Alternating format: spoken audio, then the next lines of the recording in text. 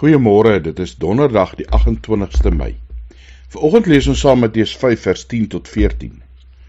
Gelukkig is die wat vervolg word ter wille van geregtigheid, want aan hulle behoort die koninkryk van die hemele.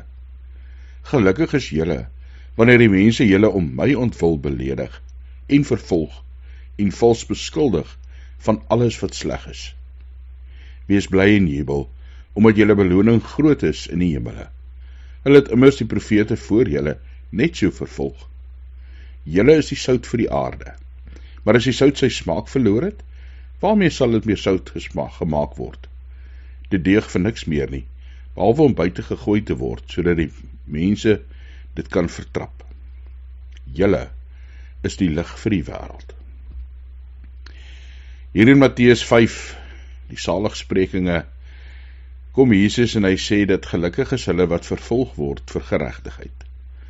Gelukkig is jy wanneer mense jou beledig ter wille van sy naam, vervolg omdat jy sy kind is, vals beskuldig omdat jy anders as die wêreld is, 'n kind van God, 'n volgeling van Jesus Christus.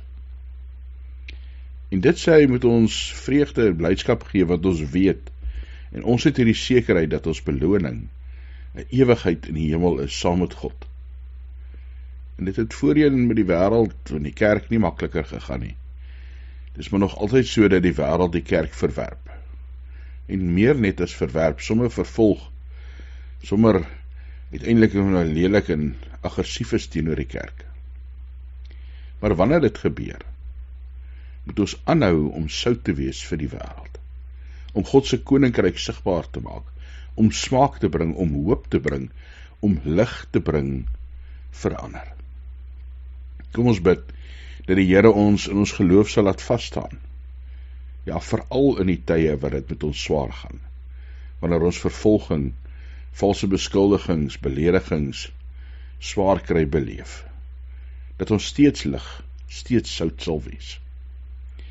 Dankie Here dat ons aan U kan vashou, dat ons kan weet, U is by ons. Here, U ken elkeen van ons, beter as wat ons onsself ken. U ken ons vreugdes en ons hartseer, ons hoop, ons blydskap. Ja, Here, U ken die goed wat ons moedeloos maak en seer maak. Mag ons in ons lewe altyd aanhou om U te verheerlik. Ja, Here, om bly te wees en te jubel oor die redding wat ons in Christus ontvang het. En die wete dat U nou by ons is. Here, mag ons ook in ons swaar kry, as dit moeilik gaan, steeds sout vir die wêreld wees, lig vir hulle rondom ons. Dat ons, Here, ook U hoop na ander sal bring. Help ons, help medegelowiges om vas te staan in ons geloof. Ons bid dit, Here, nie net vir ons gemeente nie, vir ons kerk nie, maar vir alle gelowiges in ons land, in die wêreld. Geef vir ons wysheid, ja, Here, getrouheid in die gees, wanneer die lewe moeilik raak, om steeds U spoor te volg.